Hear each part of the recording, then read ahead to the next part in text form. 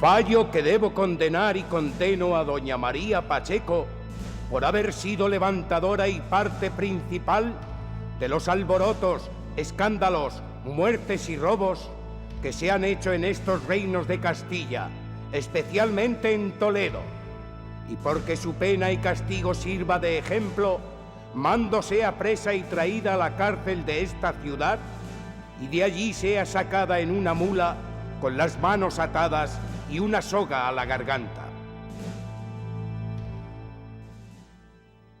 Y así sea llevada por las calles a la plaza pública de Zocodover, donde mando esté hecho un cadalso, y allí públicamente sea degollada como persona que ha cometido tantos y tan graves delitos y traiciones a su rey y señor natural.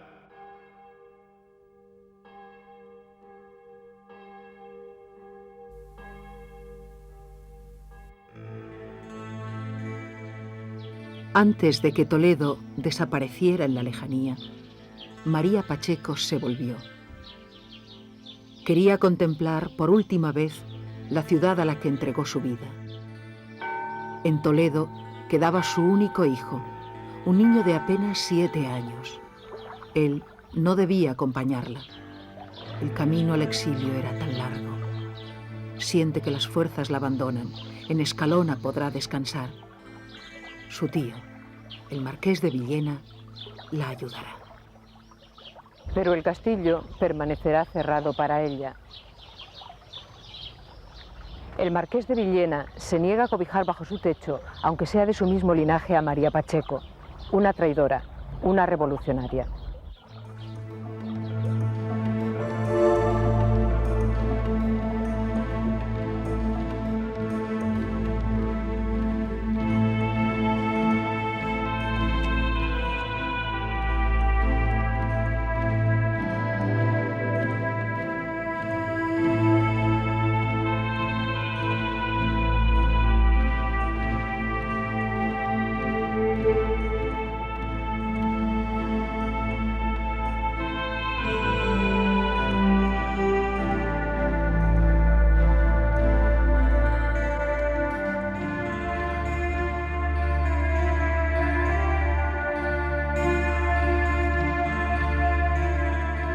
Huyen de Castilla.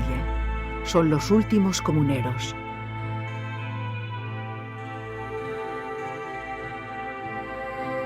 Cuando María Pacheco y sus amigos cruzan la frontera, todo ha terminado. Lo intentaron, no pudo ser. Muchos perdieron la vida defendiendo los intereses de la comunidad. Otros, como ellos, afrontaron el exilio, buscaron refugio en Portugal.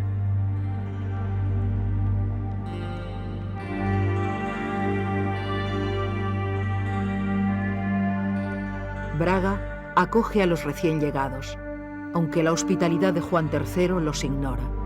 No son unos exiliados anónimos. María Pacheco y los suyos quedan abandonados a su suerte.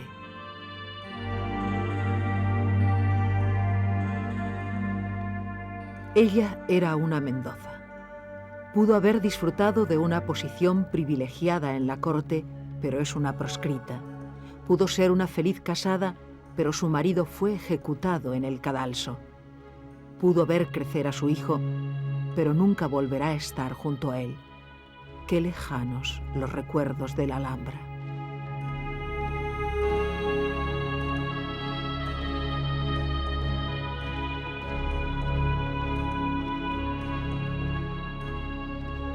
Al igual que sus 7 hermanos, María pasó la infancia en el más bello palacio.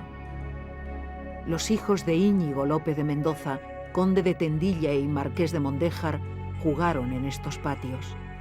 Aquí admiraron de la mano de uno de sus preceptores, el humanista y escritor italiano Pedro Mártir de Anglería, un arte que les era ajeno, pero que ahora les pertenecía.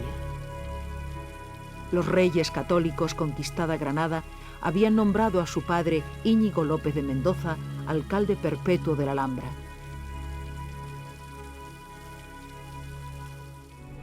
María se sabe fuerte, pertenece a la más alta nobleza, al bando de los vencedores. Ama este lugar. Un día, siendo aún niña, deberá abandonarlo. No quiere, no entiende por qué. Su padre ha decidido entregarlos como rehenes. En diciembre de 1499 se produjo un incidente en el Albaicín que iba a tener importantes consecuencias. Un alguacil subió al barrio a prender a un delincuente y fue asesinado por algunos mudéjares. Inmediatamente se sublevó todo el barrio, se tomaron las medidas pertinentes, pero continuó los altercados. Entonces el propio conde de Tendilla subió al Albaicín, llegó al corazón del barrio, arrojó su bonete a los revoltosos, estos los recogieron, los besaron, señal de acatamiento y comenzaron las negociaciones.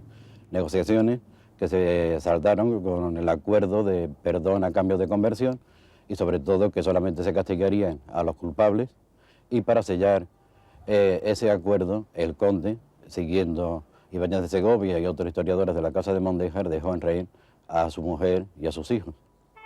Solo unos días permanece en el Albaicín, pero son suficientes.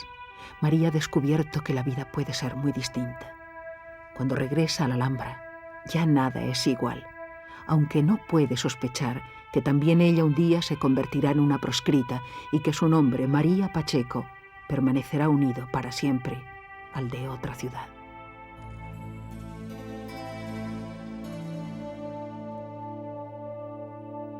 A comienzos del siglo XVI, Toledo, al igual que toda Castilla, sufrió una grave crisis política.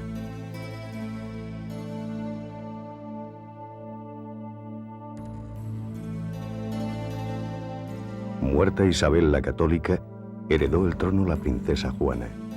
Su esposo, Felipe el Hermoso, intentó, y en cierta forma consiguió probar que la nueva reina tenía perturbadas sus facultades mentales. El rey Fernando aceptó aquella historia. Los dos querían el trono.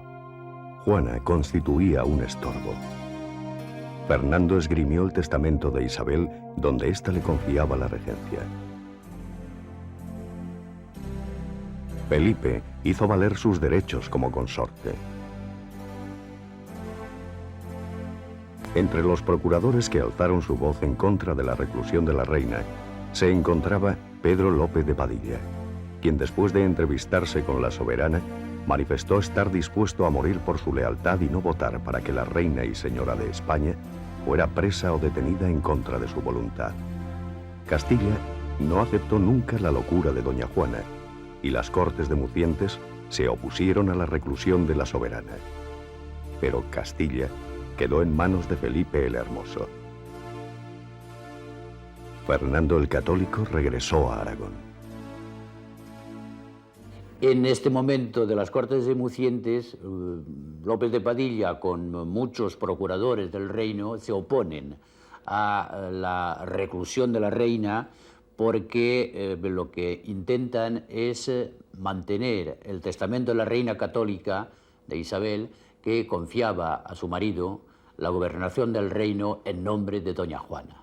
Y después de la muerte de Felipe el Hermoso, en Toledo, como en varias otras ciudades, se crea una especie de vacío del poder y muchos bandos urbanos aprovechan la oportunidad para meter jaleo y para tratar de recobrar influencia perdida.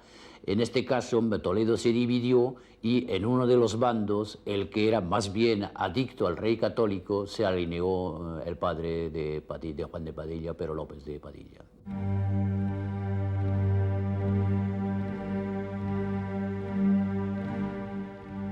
Pese a la fuerte oposición de algunos sectores de la nobleza a la muerte de Felipe el Hermoso, Fernando el Católico, rey de Aragón, regresó a Castilla.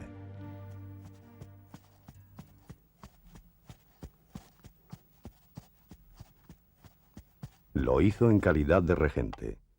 La situación del reino era complicada y Fernando intentó solucionar el conflicto que enfrentaba a industriales y exportadores de lana. El problema no era nuevo. La mejor lana, la de merino, se vendía a los extranjeros, mientras los castellanos solo tenían acceso a la de peor calidad y además debían competir con la libre importación de productos manufacturados. El rey católico inclinó la balanza a favor de los industriales castellanos e introdujo algunos cambios en la política tradicional favorable a la exportación.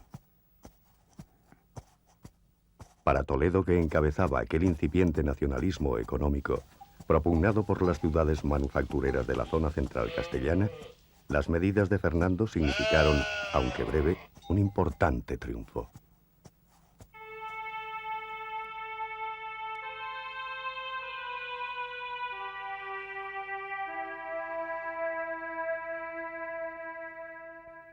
En Granada, el conde de Tendilla, padre de María, pese a la amistad que le unía al secretario de Felipe el Hermoso, permanece fiel al rey Fernando. Cumple en todo momento las directrices de su política. En este tiempo, el conde de Tendilla se ha quedado viudo. Varios de sus hijos se han casado y ahora prepara el matrimonio de María, que con solo 15 años es toda una mujer.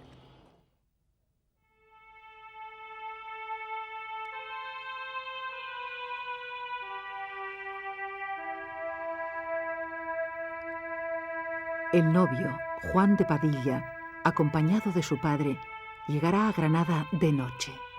Así lo ha pedido el conde, para que María no se azare al verla Juan por primera vez a plena luz.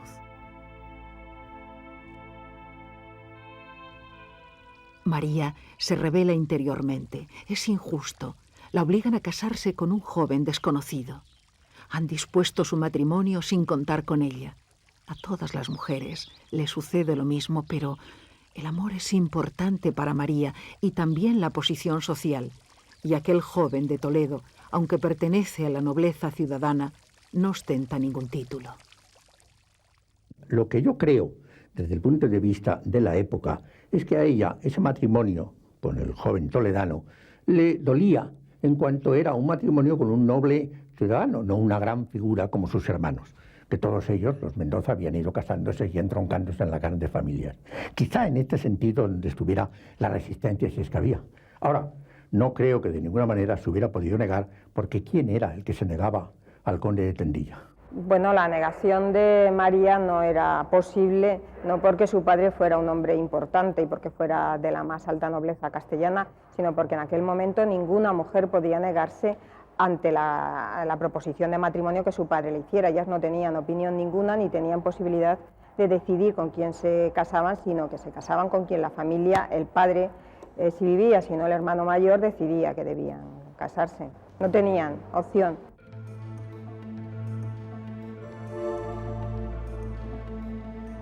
Los primeros años del matrimonio Padilla discurren felices en la Alhambra. No es difícil querer a Juan. Su suegro, el conde de Tendilla, dirá: «El señor, mi hijo Juan de Padilla, es tan dulce de conversación que todos adoramos en él». Juan se ha ganado el cariño de la familia y también el de su esposa. María comprueba cómo su amor por Juan es cada día más sólido y se entrega ya sin reservas a aquel joven de Toledo. La vida le sonríe. Nada ensombrece sus ilusiones.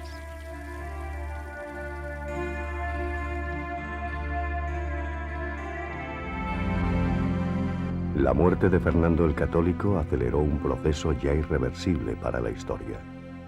El heredero legítimo al trono, el príncipe Carlos, debía asumir la dirección del reino como regente y no ser proclamado rey mientras su madre, la reina doña Juana, viviera. La corte de los Países Bajos, en contra de la opinión de Cisneros y del Consejo Real, proclamó a Carlos rey de Castilla y Aragón.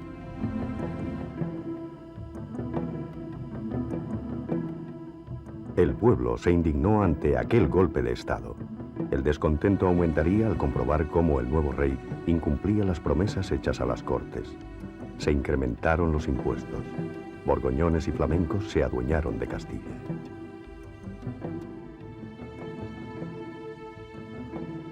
Para los toledanos el agravio era mayor.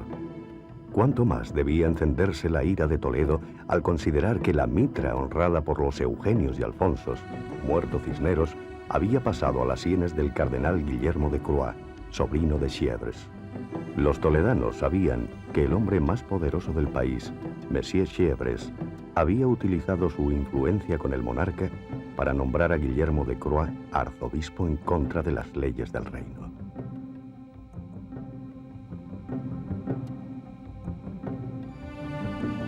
El arzobispado español más rico y con destacada vocación política en manos de un extranjero. Las Cortes pidieron a Carlos I que el nuevo arzobispo viviera en Toledo, porque aquí se gasten las rentas y se críen los naturales con su reverendísima señoría. Reivindicación lógica, pero abocada al fracaso. El cardenal de Croix jamás residió en su diócesis. Las rentas e ingresos le fueron enviados al extranjero.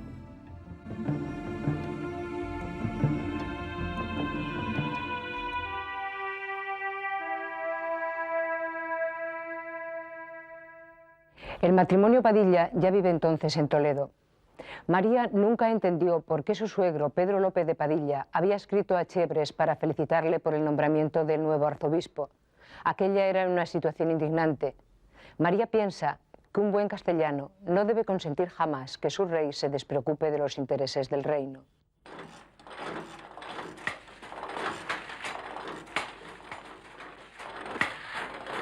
Las medidas proteccionistas implantadas por Fernando el Católico para favorecer la industria textil castellana no fueron respetadas por el nuevo gobierno. Carlos debía velar también por los intereses de los Países Bajos. Allí se enviaba la mayor parte de la lana española. El monarca de Castilla no podía aprobar unas leyes perjudiciales para la actividad industrial de los flamencos.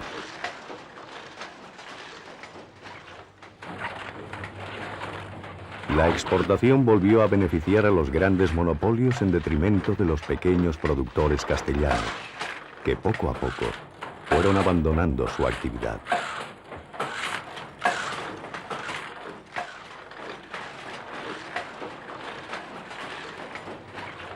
En Toledo, la crisis llevó al cierre a más del 50% de los telares existentes en 1510. A otras ciudades les sucedió lo mismo. El descontento ante la política de Carlos I se generalizó en toda Castilla. Ha habido oposición, malestar en las Cortes de Valladolid, donde se ha votado un subsidio, y, de nuevo, sin que este subsidio se haya cobrado, Carlos I convoca nuevas Cortes en La Coruña para conseguir un nuevo subsidio, pero que además este se sabe que es para ser gastado fuera de España. Pero no solamente el subsidio alarma y molesta a los castellanos, sino que se propala la especie de que Castilla se está metiendo en una dinámica fiscal imprevisible. Se corre, por ejemplo, la especie de que Carlos V quiere imponer un impuesto, un maravedizo sobre cada teja de cada casa de los hogares castellanos. Y, por otra parte, una cuestión de carácter política. Adriano es nombrado gobernador, con todo lo que eso significa. Hay una tradición política, en cierta manera insinuada en una de las leyes, en una ley de partidas, por la cual en periodos de minoría de reyes, para nombrar regente, es preciso la reunión de representantes de los diferentes estamentos de las ciudades. Carlos V, sin embargo, por propia iniciativa, ha designado como gobernador a un extranjero. Esto verdaderamente provoca un malestar político profundo. Yo diría que incluso, exagerando los términos, un malestar de signo constitucional, porque no ha respetado esa ley de partidas.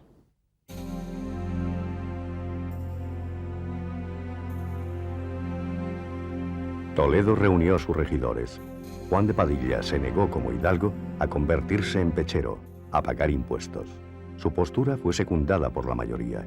Acordaron enviar cartas a las demás ciudades para que se unieran a ellos. Eran conscientes de que aquella acción podía estar condenada al fracaso. En tal caso, ganaremos renombre de inmortales para los siglos venideros. El disfavor, favor. El peligro, seguridad. el robo riqueza, el destierro gloria, el perder ganar, la persecución corona y el morir vida eterna.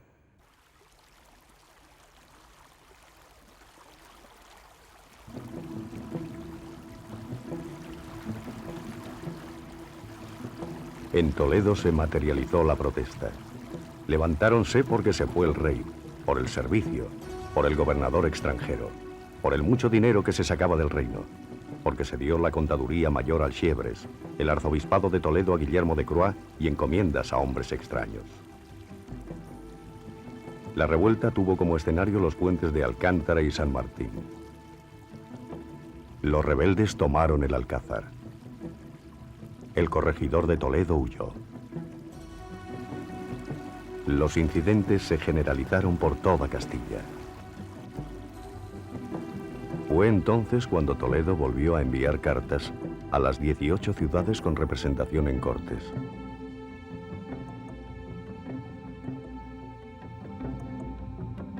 Proponían una reunión conjunta para dar orden en lo mal ordenado de estos reinos. Solo 4, Segovia, Salamanca, Toro y Toledo, acudieron a la convocatoria en la Catedral de Ávila.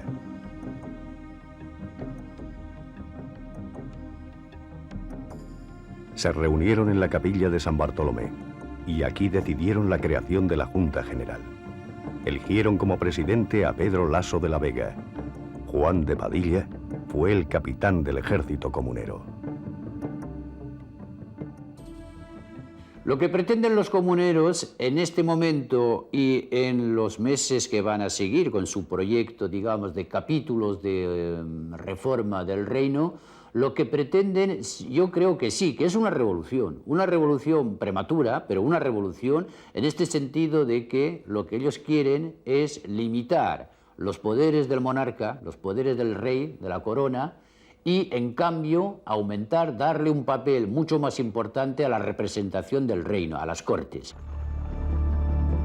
Un trágico suceso inclinó la balanza hacia el bando comunero. El ejército imperial acudió a Medina del Campo para tomar la artillería real. Querían interceptar el paso de Padilla y sus hombres. La población sale a la calle y les impide el acceso. El ejército prende fuego a la ciudad.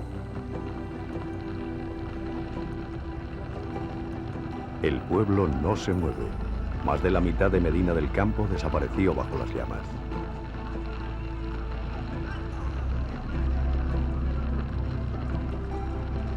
La muchedumbre, enloquecida, asesinó al corregidor. Muchas ciudades se unieron entonces a la causa comunera.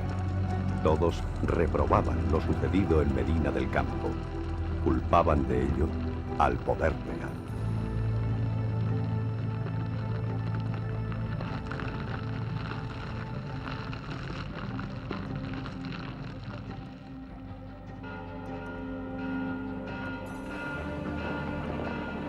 No era la llamada habitual.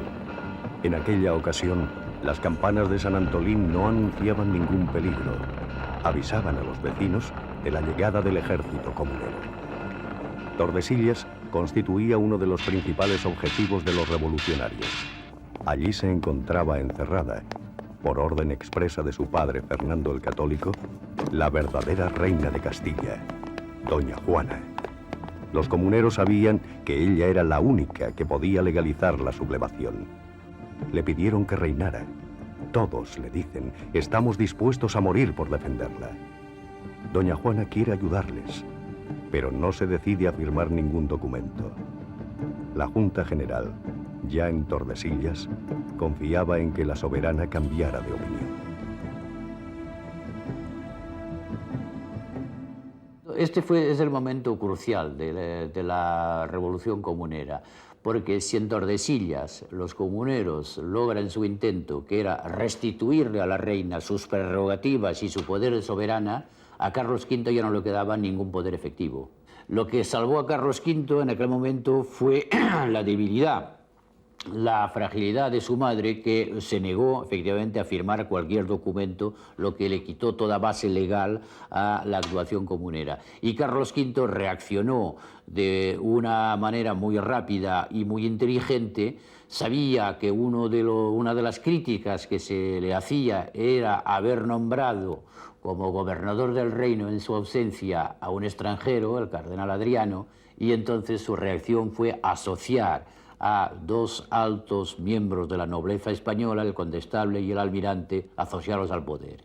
El almirante deja pasar el tiempo antes de aceptar el cargo, no así el condestable. ¿Por qué el condestable? Porque el condestable ha empezado a tener problemas en los señoríos que domina en la zona del norte de Burgos. Este hecho, estos movimientos antiseñoriales, necesitan una explicación.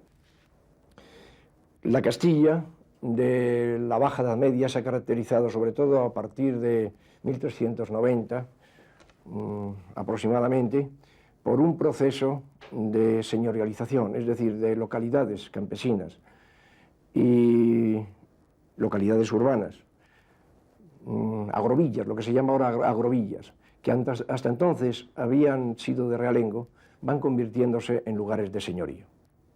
Hay una especie de proceso de feudalización de Castilla en el otoño medieval. Este hecho es visto críticamente por las ciudades, en primer lugar, por las ciudades, y en segundo lugar por los que han sido, los que han sufrido, los que tienen que soportar ese régimen señorial. Y se piensa que a la altura de 1520, esta crisis de autoridad que ha provocado el estallido comunero favorece concretamente a muchas comunidades campesinas que toman una iniciativa. Piensan que ha sonado la hora de recuperar su libertad, entendida como volver a ser de realengo. Y espontáneamente, en muchas localidades, se dan sublevaciones antiseñoriales. Este hecho alarma a la nobleza territorial, a los grandes, y unidas ambas cosas, por una parte, el nombramiento de cogobernadores a dos representantes de los grandes, y por otra parte, esta agitación antiseñorial que se está generalizando, aunque la Junta Comunera no adopta todavía ninguna postura determinada, no toma partido ni a favor ni en contra de los campesinos que se sublevan, provoca en que se vaya dando en una primera etapa la defección de la nobleza, entendida. ¿Qué nobleza? La alta nobleza, la nobleza territorial. En un segundo momento será la nobleza urbana y la pequeña nobleza territorial la que vaya abandonando también la causa comunera.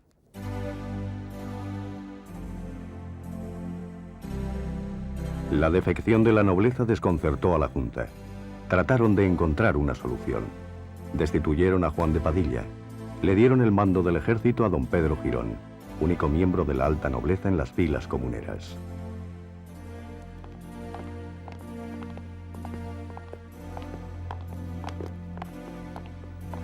Padilla, con las milicias de Toledo, abandonó Tordesillas. Otras ciudades se alejaron también. Comenzaba el ocaso de las comunidades. Cuenta el cronista Alcocer que don Pedro Girón, después de negociar la entrega de la reina y de Tordesillas a cambio del perdón real, huyó de Castilla. Casi todo se había perdido.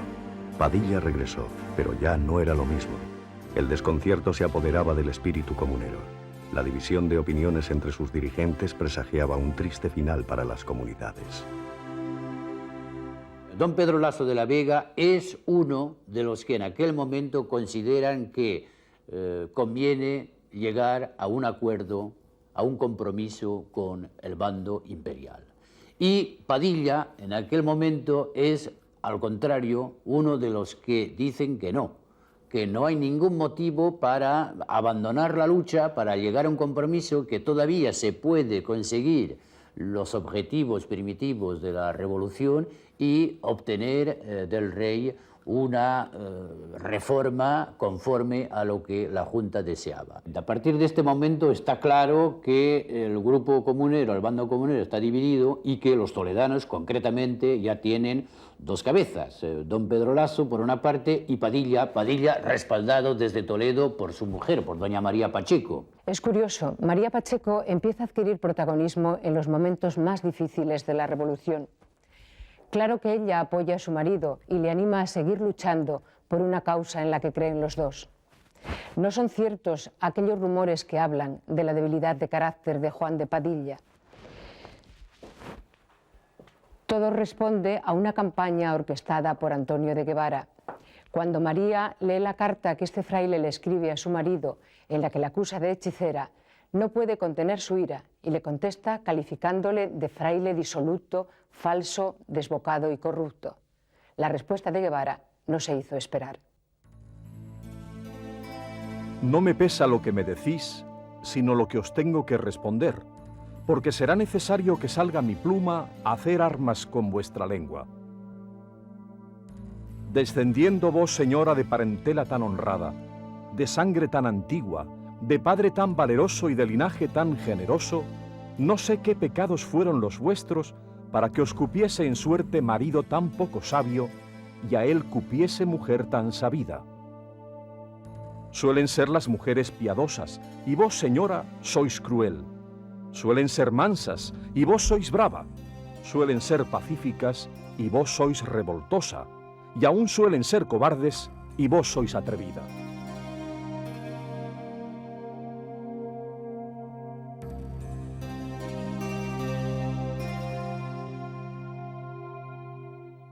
A mi entender, Fray Antonio de Guevara quizás fuerza demasiado este perfil de María Pacheco, porque es un humanista, y ese humanista quiere presentar un carácter demasiado fuerte, demasiado vigoroso, demasiado odioso, si se quiere, para el lector. En todo caso, yo creo que sí, que María Pacheco tuvo mucho de mujer dominante, de mujer de gran carácter, en definitiva. Yo diría que era como un líder femenino del tiempo. En realidad, María parece que se separa del estereotipo femenino que en aquel momento es el que la mentalidad dominante preconiza. Y por eso es por lo que la atacan, porque no cumple, por lo que la ataca a Guevara, porque no cumple con lo que debía de cumplir atendiendo a su clase social y atendiendo a su condición de mujer. Pero yo pienso que tampoco María transgredió totalmente el modelo establecido, sino que María en realidad lo que hace es ser sumisa y ser obediente a la causa comunera y a su marido. Bueno, ella pertenece a una familia, la familia de los Mendoza, que siempre se ha considerado en España, en Castilla, desde mediados del siglo XV, como una familia capaz de distinguir las evoluciones necesarias. Vale, los Mendoza podríamos calificarlos como un grupo nobiliario, yo no diría liberal, en el sentido moderno de la palabra, sería muy excesivo, pero en fin, por lo menos un grupo nobiliario que es capaz de salir del anacronismo y de las situaciones, digamos, de privilegio anticuadas para adaptarse a las circunstancias. Y yo vería el papel de María Pacheco, ¿no?, en este momento de esta forma. Es una mujer que, como su marido, como algunos otros, se dan cuenta de que las cosas pueden cambiar y deben cambiar en cierto sentido.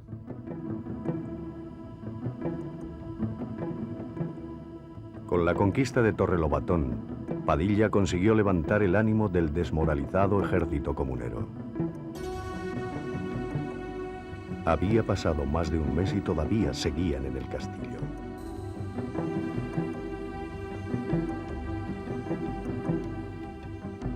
Esperaban órdenes de la cada día más dividida Junta General. La prolongada inactividad y la falta de recursos preocupaban a Padilla. Deseaba enfrentarse cuanto antes al bando de los imperiales.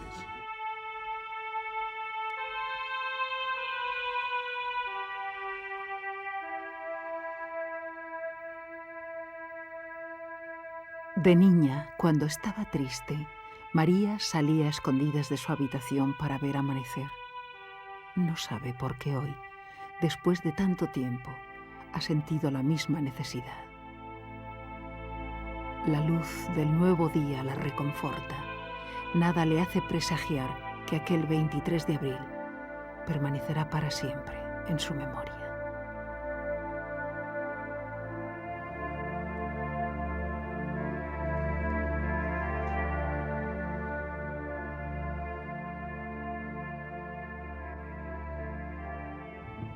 La mañana en Torrelobatón amenazaba lluvia.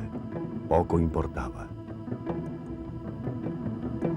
Por fin, la Junta General se había decidido. Padilla estaba autorizado para abandonar el castillo. El capitán comunero no quiere demorar más la marcha y ordena los preparativos. Señor, yo me di en tiempos a la astrología, que luego dejé, y por amor de vos he tornado a ella. Y por lo que he visto, suplico a vuestra señoría no salga hoy de Torrelobatón y deje la ida para mañana. Con estas palabras, el capellán de Juan de Padilla trató de disuadirlo, pero fue inútil. Entre risas, Padilla le dijo: hoy quiero ver la fuerza de esa astrología, y al frente de sus hombres inició el camino hacia Toro. Los imperiales, avisados por Pedro Laso de la Vega de las intenciones de Padilla, le dieron alcance en Villalar. El ejército comunero, sorprendido, no reaccionó ante el ataque. Padilla lucha y anima a sus hombres al grito de Santiago y libertad. Pero la voz que se escucha es la realista. Santa María y Carlos. ¿Qué sucedía? Juan de Padilla miró a su alrededor. Contempló asombrado el campo de batalla. ¿Dónde estaba el ejército comunero?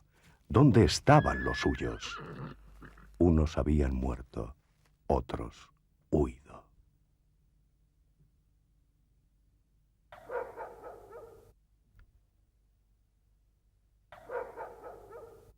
Señora, si vuestra pena no me lastimara más que mi muerte, yo me tuviera enteramente por bienaventurado. Mi ánima, pues ya otra cosa no tengo, dejo en vuestras manos. Mi criado Sosa, como testigo de los secretos de mi voluntad, os dirá lo demás. Y así quedo dejando esa pena, esperando el cuchillo de vuestro dolor y mi descanso.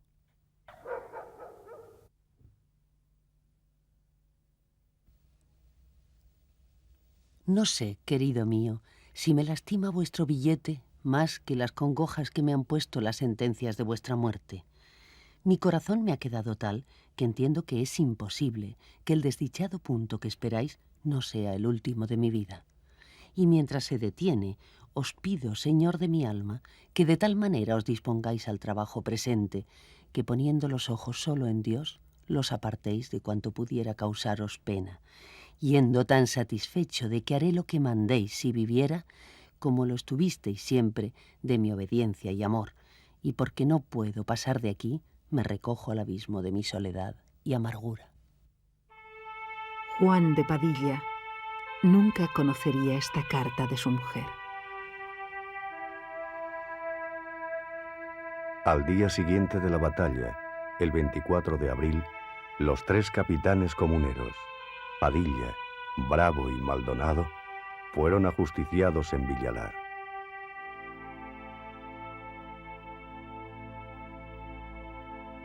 Sus cabezas quedaron en la picota para pública exhibición y general escarmiento.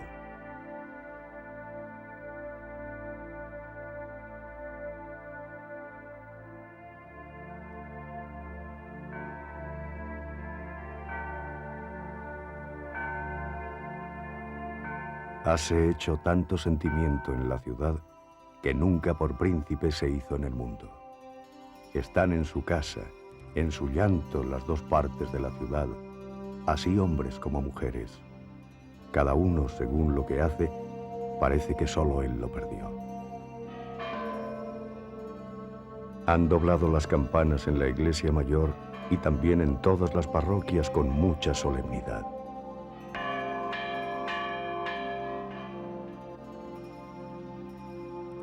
Toledo lloraba la muerte de uno de sus hijos más amados. Juan de Padilla había entregado su vida por ella. Los dirigentes comuneros comunican oficialmente a María Pacheco la triste noticia. La viuda de Padilla parece serena. A los pocos días, cuando la ciudad aún estaba de duelo, María ordena la lleven en andas por las calles, sonríe y anima a los toledanos. Se dirige al Alcázar. Lo convierte en cuartel general. Toma las riendas de la revolución. María Pacheco mantendrá vivo en Toledo el espíritu comunero.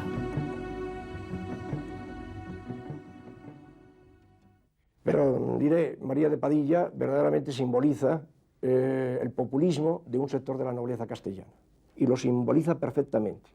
A lo largo de todo el periodo entre la Villalar y el motín de febrero del siguiente año, evidentemente ella está defendiendo sistemáticamente posturas populistas en Toledo. Entre ellas está defendiendo la congregación de diputados nombrados por elección popular en cada parroquia, que era lo que querían echar abajo los realistas. Y por otra parte está haciendo que de hecho no se paguen alcabalas en Toledo y que se revisen determinados cargos eclesiásticos, determinados impuestos eclesiásticos. Todo ello, además del aire que da militar de resistencia a la contienda, hace de María de Padilla verdaderamente una figura muy importante dentro del movimiento comunero. El protagonismo de María Pacheco se impuso de una manera casi natural, y los historiadores en este sentido no la tratan mal, pues los historiadores cuando hablan de los últimos meses de la rebelión comunera en Castilla, es decir, desde Villalar hasta febrero de 1522, todos estos historiadores ponen especial énfasis en destacar el papel y el protagonismo que en aquel momento tuvo doña María Pacheco. Ahora, es probable que si en vez de llamarse María Pacheco se hubiera llamado, yo qué sé, Juan Pacheco, es posible que se le hubiera dado un tratamiento más enfático. Una sola cosa les faltaba a los toledanos: juicio. Pues una ciudad tan célebre se dejaba arrastrar de la furiosa locura de una mujer viuda. Sus virtudes no eran propias del sexo femenino: ambiciosa, vengativa, loca y hechicera. Estos son algunos de los calificativos con los que la historia recuerda a María Pacheco. ¿Cómo explicar si no la conducta de la viuda de Padilla dentro del ambiente de la época? Sin embargo, en aquella sociedad castellana, y María lo sabía muy bien, si alguien había asumido la rebeldía como algo inherente a su existencia, eran precisamente las mujeres, las conversas judías y moriscas. La rebelión de la mujer en el 16, de la mujer marginada como puede ser la conversa de origen judío o la morisca, es un tema muy sugestivo. Ciertamente eso de vincular la hechicería, que entonces se decía que sobre todo las moriscas eran muy dadas a prácticas de hechicería, vincular ese aspecto de la brujería a una rebelión frente al poder tiene sentido, porque duda cabe que en aquel poder tan cerrado la magia era lo que podía romper todas esas estructuras. Y de ahí que efectivamente esa mujer marginada, que es la hechicera morisca, o esa mujer marginada que es la conversa, pero que tiene una gran formación cultural, no olvidemos ese aspecto. El grupo converso es un grupo culturalmente muy cualificado en la España del tiempo. Y naturalmente, como muy cualificado culturalmente, está en condiciones también de mejor protestar contra las injusticias que pudiera existir. Y mayor injusticia que la situación de la mujer en el 500 quizá no pueda darse. María Pacheco se mantuvo firme en el Alcázar más de 6 meses. El ejército solo consiguió entrar en Toledo después de los pactos en los que ella logró imponer muchas de sus condiciones. Se había firmado la paz, pero la viuda de Padilla seguía constituyendo una amenaza para el gobierno. 2 testigos juraron hacer de correos entre María y los franceses. Eran espías y enemigos de la causa comunera. Todo es válido. En el archivo de Simancas se guarda la sentencia de muerte de María Pacheco. Se la acusó de tener tratos con Francia y de haber favorecido la invasión de Navarra.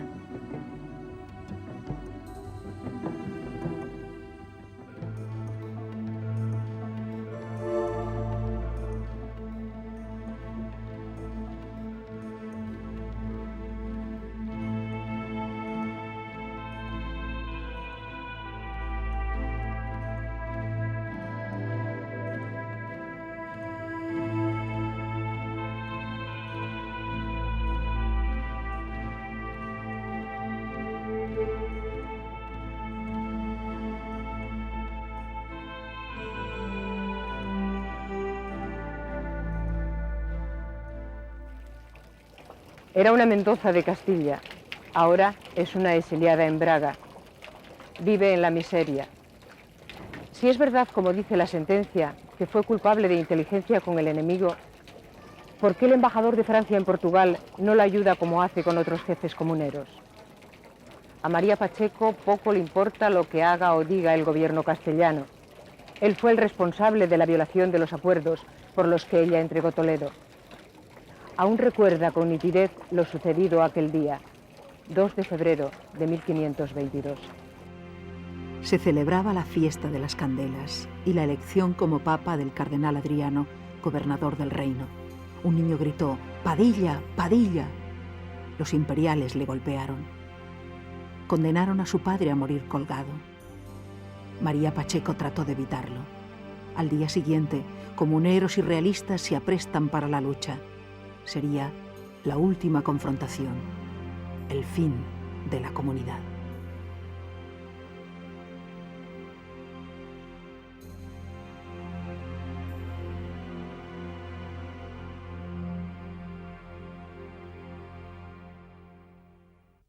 Con las comunidades muere la Edad Media y empieza un mundo nuevo que es la Edad Moderna. Pero en la historia todos los cambios han sido un trauma. Alguien ha perdido y otros han ganado. Entonces lo que ocurre con las comunidades es que las ciudades castellanas habían tenido un protagonismo extraordinario en el periodo anterior. Habían sido los grandes colaboradores de los reyes católicos, eran las ciudades. Y se veían ahora un poco disminuidas en su poder. ¿Y por qué? Íbamos a un mundo distinto, de una esfera mucho mayor, de líneas más abiertas, y estas ciudades castellanas se sentían dolidas por eso, porque habían perdido realmente su papel importantísimo en la Baja Edad Media. Desde entonces, Carlos V iba a imponer su ley en Castilla de una manera desorbitada. Llevado por sus afanes de grandeza a nivel europeo, a nivel continental, como emperador que era de la cristiandad, iba a subordinar Castilla con exceso a esos sueños suyos imperiales. Castilla sería sacrificada y Castilla no tendría una voz de posible protesta, porque esa voz de protesta fue acallada en la derrota de Villalar, en la derrota de las comunidades. Y lo que se muere en Villalar y en Toledo son dos cosas. Primero, un intento prematuro para limitar los poderes de la corona, del rey, y darle mayor protagonismo, mayor influencia a la representación del reino a las cortes. Y luego un intento de realizar para Castilla una economía y una política exterior autónomas, independientes, nacionales. Y esto es lo que se muere efectivamente en Villalar y en Toledo, la posibilidad de una política, de una diplomacia castellana que fuese conforme a los verdaderos intereses de Castilla y que no fuera sometida a las decisiones y a las ambiciones de la Casa de Austria.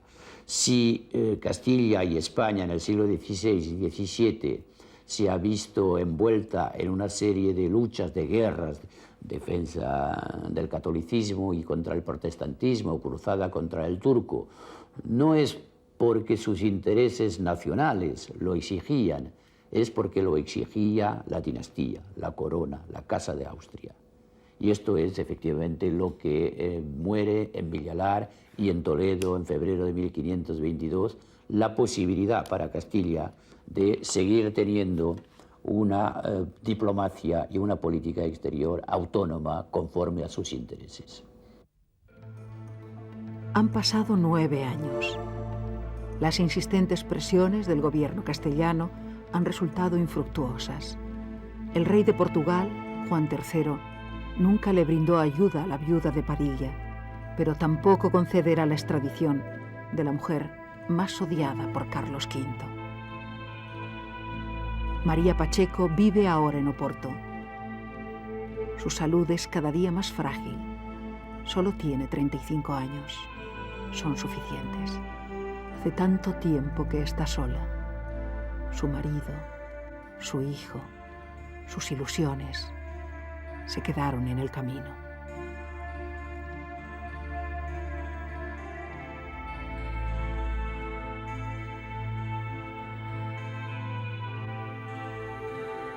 Qué ingrata había sido la vida. Cuando en los atardeceres contempla el Duero, el río castellano que como ella llega a Oporto para morir, María se siente reforzada. El pasado cobra vida de nuevo y la viuda de Padilla vuelve a notar, como entonces, la fuerza de sus ideales. Ganaremos renombre de inmortales para los siglos venideros. El perder, ganar. El destierro, gloria. Y el morir, vida eterna.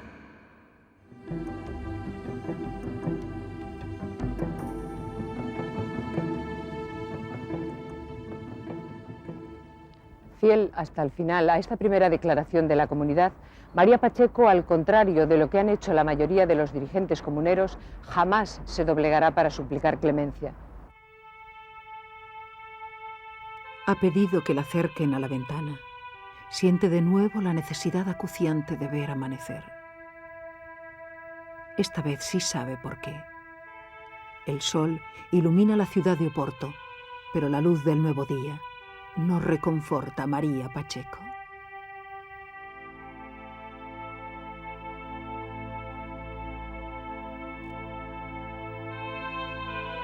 María Pacheco, viuda de Padilla, falleció en el mes de marzo de 1531. Sus restos fueron depositados en la Catedral de Oporto, delante de la capilla de San Jerónimo. Su epitafio decía: si preguntas mi nombre, fue María; si mi tierra, Granada; mi apellido de Pacheco y Mendoza, conocido el uno y otro más que el claro día; si mi vida, seguir a mi marido; mi muerte, en la opinión que él sostenía. España te dirá mi calidad, que nunca niega España la verdad.